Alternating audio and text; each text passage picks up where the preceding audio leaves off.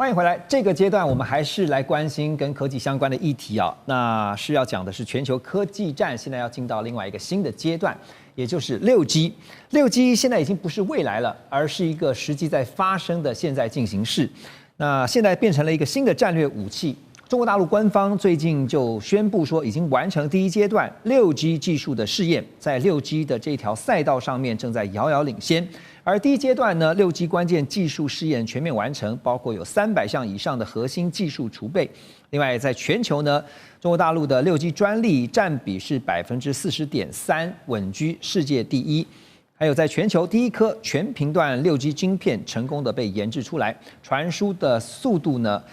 是1T 啊，是5G 的100倍。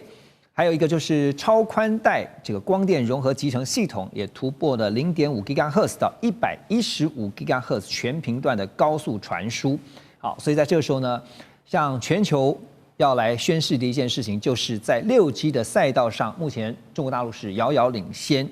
其他国家的。但是要如何在6G 这边拿到技术的话语权？因为我们刚刚特别提到了中美现在在科技竞争之下，哈，两强都想要争霸，但是也因为这个态势呢，让全球现在走向了好像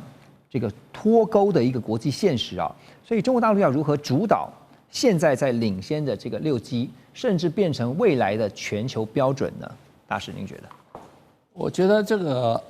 个现在有很多人，我看有些机构在预测，将来可能6G会变成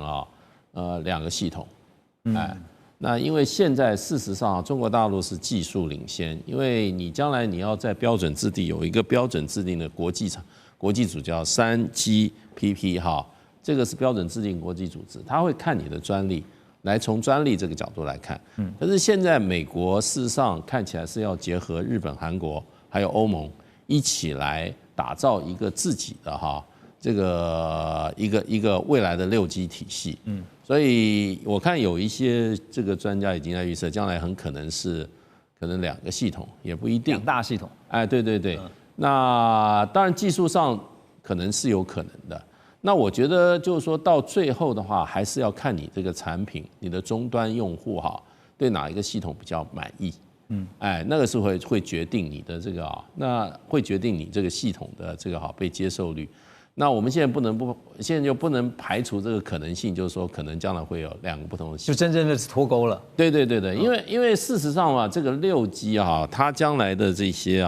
应用场域是很多是新的场域，比如说自动驾驶，它是有的时候路况的这些变化，还有就是说立刻这对车子做的反应，它需要高速的这个运算能力。那可是它这个运算能力，它的资讯要能够传输的速度非常快。6G 的话，事实上它是理论上它的这个传输速度可以比5G 大100倍，快100倍。那另外还有就是说这些，比如说将来有远端手术那这些都需要怎么样？都需要高速的就是说非常高度的传输速度。那你知道6G 基本上现在虽然日本韩国欧盟也在研究，可是它一个关键的硬体是低轨卫星系统。它很多将来就变成它是透过低轨卫星来补足的。没有，它基本上它的传输就是低轨卫星。OK， 你直接不是靠基站。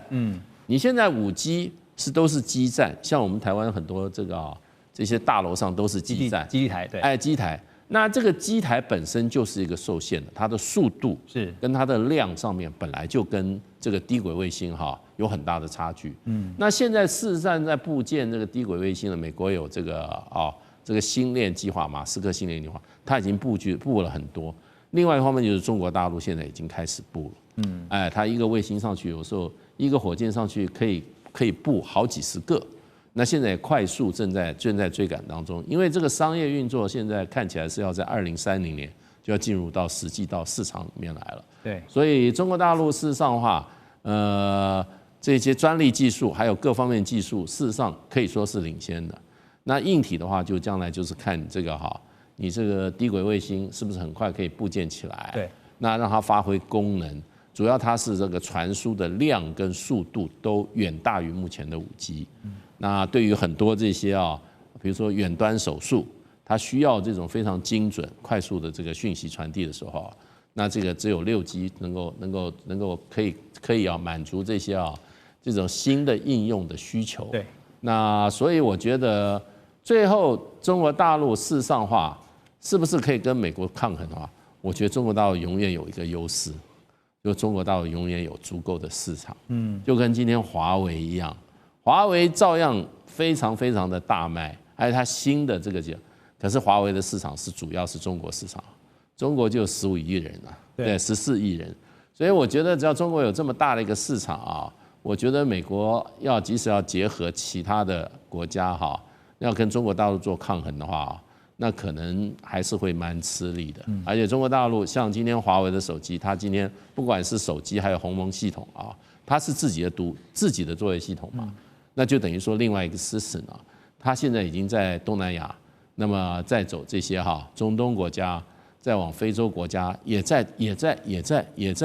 往这些市场不断的扩大，所以这个就最后就要看你的系统好还是别的系统好。对，而且我记得去年还是前年嘛，就是说已经强调是华为的手机已经可以跟卫星的讯号做互通。那明年的话，美国手机据说苹果也开始要推出有这个卫星服务的。因为刚刚这个大使有提到说，基地台就是看就是覆盖率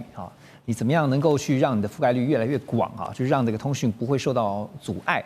所以现在在5G 这个部分呢，目前的状态是美国输给中国大陆，但是呢6G 呢，美国想要翻盘，但是有没有办法弯道超车，重新拿回这个全球的领导地位现在从专利上面来看的话，是还追不上中国大陆的，因为最新的数据有一个显示说呢，中国大陆的6G 专利占比是40.3%，那美国是35.2%。所以美国的国安专家很担心的是，如果6G 的标准被中国大陆未来如果真的主导，未来20年美国科技权力将会大幅的削弱。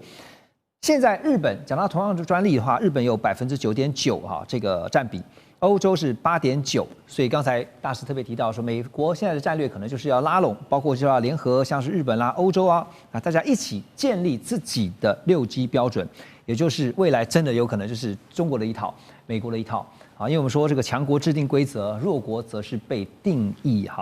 Russ 怎么看因为美国现在要拉拢，现在包括讲说欧洲也好、日本也好这些盟友来制定自己的6G 标准，但是这些盟友要加入与否，当然他们会有自己的自身利益的考量。可是如果只靠中国威胁论，因为常会说有国安的疑虑，光靠这一点，其他的盟友就能够被说服吗？盟友会跟着美国了，这个我没有什么质疑，这是一定的。不管是西欧国家、大的国家，比如说德国、法国、英国、意大利，这个问题他们一定会跟着美国。日本、南韩、台湾都会。但是大使刚刚有提到，战场是在东南亚、非洲、南美洲。那比如说非洲那我们知道非洲国家很多非洲国家跟中国关系是非常好，还是很欢迎中国来投资了。虽然西欧国家已经警告说有这个债务陷阱了，这个 debt trap， 但是还是有很多非洲国家欢迎中国投资。那我相信6G 也会一样虽然到时候美国会说你最好不要接受中国6G还是会有一些国家，而且目前非洲国家如果跟以前相比的话，经济真的是转好了。那很多人是看好非洲的将来经济成长，所以到时候他们一定会想装6G 的设备那他们到时候会有选择，可以选美式，也可以选中式部分国家还是会认为说未来就是变成2大阵营了，一定会两大标准，一定会。OK， 对，这个是不能避免的。对，美国会退让吗？不可能中国也不可能好，对不对？这个结论就是未来我们都得习惯要用2套不同的6G 的标准但是在6G 之前呢，当然现在大家用的是5G 这个在欧洲现在最矛盾的就是在5G 这个部分要怎么处理因为丹麦顾问机构先前有一个统计，就是欧洲国家对于中国大陆的5G 设备的依赖度是非常非常惊人的像是塞浦路斯呢，他们用中国大陆的5G 设备呢这个比例高达100%啊，挪威超过70%，奥地利在60以上，德国也将近60啊，这个英国呢也有41%。那牛津经济研究所也估算呢，如果真的未来你先要用美国的以美国为主的这个系统啊，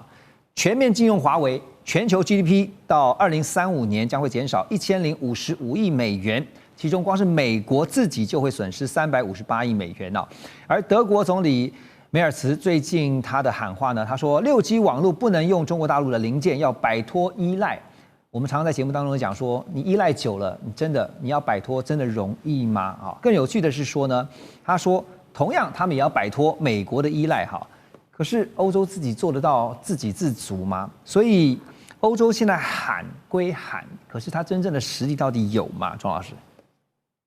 这个封杀华为、全面脱钩，如果是20-30年前欧洲讲这句话，应该还有人要信了。不要忘了那时候还有瑞典的 Sony Ericsson，还有芬兰 Nokia 是我们行动通讯业的霸主，当时也制定一些标准，而且占据很多市场。但现在呢，这2家公司已经奄奄一息啊，这个营业额很低，而且这个市场日益萎缩，根本没有叫板的实力。特别刚刚主任提到6G 的专利啊，中国占了45%。美国30%，日本10%，对，剩下的45%里面，欧洲勉强占不到9%。那当然还有一些是南韩、新加坡、台湾了哈。这样子的话，你要如何叫板？特别是你又宣称要跟中国脱钩，那另外一方面又要跟不依赖美国，那不是自寻死路吗？当然，刚刚 Rose 有提到一点，就是说，因为所谓的长久以来的这个盟邦关系，不管是 NATO 北大西洋公约组织，或者是大西洋联盟，因为长久欧洲国家是跟美国结盟的，那个意识形态还有民主价值是一致的。更何况6G 虽然专利美国输给中国，但是那些技术标准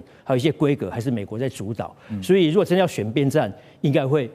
还是靠向美国。好，那但是跟中国是部分脱钩，不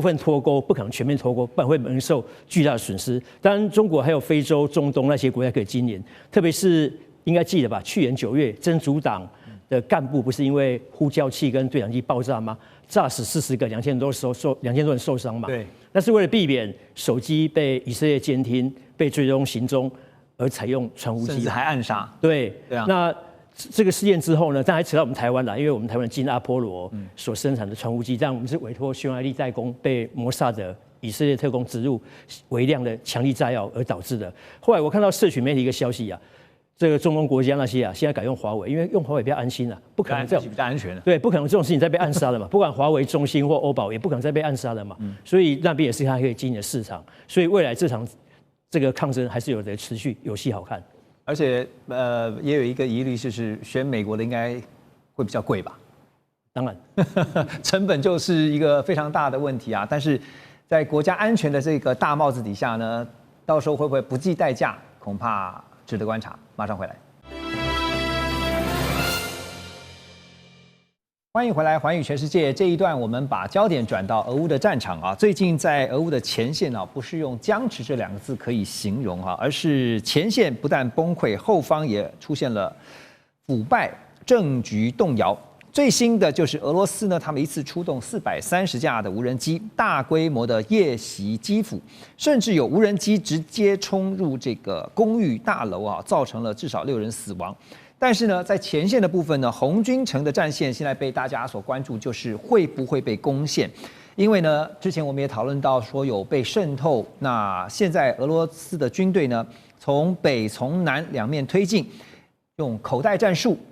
乌军在城内完全被封锁。基辅市长也亲口承认说，目前危急状态到必须把征兵的年龄下修到22岁。代表连大学生都必须要上战场了。好，那现在在乌军缺兵溃败的同时啊，俄罗斯现在还有一支秘密猎杀部队，叫做 Rubicon 啊。这个他们是认为说是个王牌啊，因为他们专门追杀乌克兰的无人机操作员，所以他们任务很明确，就是锁定无人机的操作员，而不是无人机的这个设备。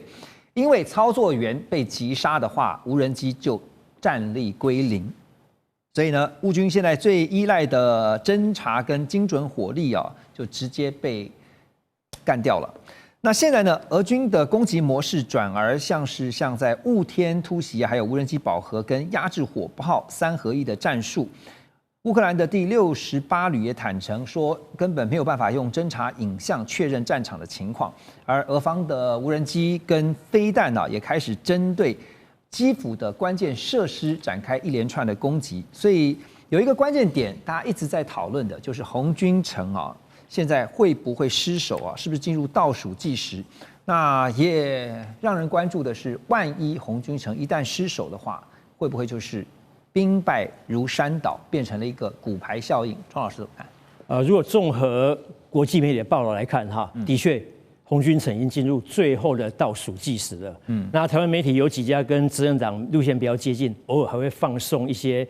对乌军有利的正面消息之外，其他都是一面倒不过我们特别介绍一下红军城台湾媒体有会把它介绍成波克这个罗夫斯克，那是乌克兰的翻译。对，那因为这个地方是当年是二战的时候苏联红军对抗纳粹德国的一个战场，所以二战结束之后把它命名为红军村。1962年又改名叫红军城。那后来这个地方又划归乌克兰，但因为为了类似台湾转型正义嘛，要清除共党当年的威权所以要把它改成叫波克罗夫斯克，一个当地的一个崇拜圣母的一个教堂的名字但因为台湾的媒体用两个名字都用，造成一些混淆。那么这个地方呢，我查过了，只有30平方公里，人口6万，但却是呢一个顿巴斯的一个重要门户那它在这个当地是一个交通节点，也是一个后勤的枢纽。特别是泽连斯基呢，曾经多次前往这个地方来宣慰乌军，还这边打卡拍照，所以象征意义很大。那刚刚主任也提到所谓的无人机猎杀部队我们如果看新闻片段可以看到，那些过去的无人机猎杀是无人机猎杀无人机，用自爆或是射击的方式把无人机搞垮。那现在只是猎杀操作员，因为再怎么猎还是要有人操作。你可以看到俄罗斯的这个猎杀无人机的那些无人机它本身有非常长的天线，可以侦测到电子讯号，然后对操作员展开攻击，所以战果非常显著，让这个乌克兰增援一波一波又被打退。当然特别提到，如果这个地方沦陷会不会造成骨牌效应？坦白讲，因为乌克兰有足够的战略纵深，而且在红军城周遭也有层层的阵地防守，是不可能长驱直入，这个一马平川，马上攻下乌克兰大片土地。但是有政治的意义。第一点，因为俄罗斯毕竟被制裁了几千项嘛，那如果说能够拿下红军城，这个意义就代表我还是一尾活龙，我还有足够的实力，对于国内的宣传很有帮助。对乌克兰来讲会很大的压力，因为这是一个重镇已经丢失了，对民心士气会很大的打击。对于美国跟欧洲列强来讲，会是一记当头棒喝，因为他们全力支援的红军城，最后还是沦为俄罗斯的这个囊中物，所以政治意义会大于军事的意义。对，外界现在普遍的看法就是只是时间问题就是说但是在战场我们看到是有猛烈的炮火，可是在乌克兰你说后方呢却是有不断的失火怎么说？因为呢像是刚刚提到说，像基辅市长说呢，现在征兵的年龄必须往下修连22岁可能都必须达到征兵的标准。那前线呢经不起长期的消耗，现在就是没有兵了，那怎么办呢？只能把这个征兵的年龄往下一直调整。另外就是说，为什么是说后方失火？是因为最近传出了贪腐事件。这个泽连斯基呢最信任的2位官员司法部长跟能源部长，在这个时候传出重大的贪污案，涉案的金额高达了30亿台币折合台币是30亿这么多。而且2个人现在据传是这个报道说呢是潜逃到海外去。原本呢这个打这场战争已经非常艰难了，但现在呢又传出这个重大弊案。所以这2天也看到欧洲有很多国家领导人也纷纷希望泽连斯基能够向外界说明，第一个后续的处置，第二个呢怎么会发生这种事情但也有一说是怎么会这么巧在这个时候呢，是不是背后有一种力量是要来推倒这个泽连斯基这个部分我想先请教大使的看法。对这个时间上是我一看了我也觉得很怀疑，因为这个案子已经调查1年半了。那这个案子的调查机构，它是这个反贪腐的机构，它是一个独立机构，而且有2个独立机构，它不是泽伦斯基政府所能管辖的，所以是独立调查。那这个案子查了1年半，突然在这个时候那么破案，然后金额非常的大，而且我觉得泽伦斯基这个直指泽伦斯基，为什么？首要嫌犯是泽伦斯基的亲信，而且是他从政以前的生意伙伴。那个泽伦斯基他在这个没有当总统从政前，他是影艺界人士嘛，所以他这个首要嫌犯是他以前跟他非常要好的他成立这个影视公司的负责人，对，哎，是他的生意上最密切的。那矛头就很清楚了。对，所以基本上就变成现在这个泽伦斯基应该是深陷一次政治的这个一次这个所谓的一个大地震的前夕啦。那为什么这个时机？那就不晓得，因为你要知道，就川普总统来讲的话，泽伦斯基是很不合作的一个总统。哎，一定要坚持要打，一定要坚持啊！打到现在，红军城也快垮了，对不对？那斯拉夫扬斯克现在也岌岌可危。那么刚刚我看那个俄罗斯的卫星通讯社，他说他们在扎波罗热又攻下一个村庄。所以就变成就是说，现在军事岌岌可危。你如果这个连续的话，现在固有的防线都被攻破的话，那这个战争的话，那就可能就变成不是西方国家所愿意看到了。对，那就变成你这样输战就输了啊。那所以我觉得这个时候，这个突然的这个弊案被这个揭发，那么我认为不是那么简单。对，那现在就变成是不是？那么泽伦斯基要引咎辞职，或者说呢？他被迫辞职，那我觉得都有可能发生。那当然，他如果辞职下来，新的领导人的话，那应该是，我觉得应该是西方国家比较愿意见到的领导人。因为现在如果再让泽伦斯这种主战派的人永远打下去的话，那又打不赢，又节节败退的话，那么哈尔科夫也被拿下来，然后这个第聂伯河西岸的部分也被占下来的话，那这个我觉得西方尤其欧洲国家的话会震动。那如果谈和的话，现在看起来的话，那普丁当时要讲的就是说他要整个顿内刺客。那看起来条件还比这个俄军再继续往西打是比较好的。所以照大使所说，不管是弹劾也好，辞职也好，泽伦斯基有可能下来吗？我从早就说，泽伦斯基有2个选择，一个是继续打，尤其是欧洲国家在背后还支持他，所以这部分我跟大使有点不同意见嘛。我觉得到目前为止，主要西欧国家，法国、德国、英国、意大利还是愿意继续支持，所以他们需要泽伦斯基在这个位置上面，所以希望他继续啊。对，那美国川普态度是非常明确，他觉得Zelensky 该接受将来部分国土是由俄军继续占领，这是川普的和平方案、停火的方案就是这样。但是目前 Zelensky 不接受，所以 Zelensky 有2个选择：继续打或者下台，因为不会办选举。只要他们继续在这个戒严的状态当中，不会办选举，所以 Zelensky 有一个选择：主动下台。那让下一个总统决定接受川普的条件。但是如果继续打的话，对于整个战局是没有办法扭转的，因为现在整个我们讲说已经很久没有，对啊，是不可能整个逆转了嘛，绝对不可能了嘛。所以那你说他现在要处理说包括贪腐的，我刚刚讲说是不是背后有一种力量？其实在这时候去创造一个他正好可以下来的一个时机。背后的力量有两种可能，一个是内部。有人认为我们该弹劾，就是乌克兰内部，就是由内发动的。对，那另外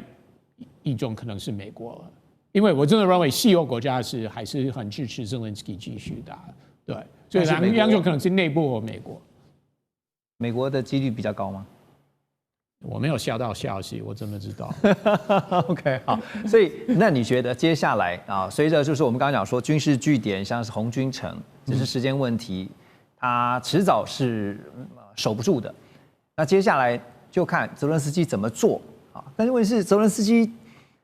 在这个时候下来，跟他再缓一点时间再宣布辞职，这中间有差别吗？其实是没有差别，是啊，没有差别。但是至少俄罗斯会继续打，然后会是攻打基辅，会继续在乌克兰东部多拿一点领土。其实，在今年2025年快结束了，今年俄罗斯有拿到的乌克兰领土有扩大，但是其实是一点点，没有很多，但是还是有在战场上，俄罗斯还是有这个优势。所以如果继续打的话，俄罗斯的确会多拿一点乌克兰领土。那也就是说，乌克兰能够谈的筹码就越来越少了嘛？就虽然说不是，但是问题是欧洲国家还继续支持了。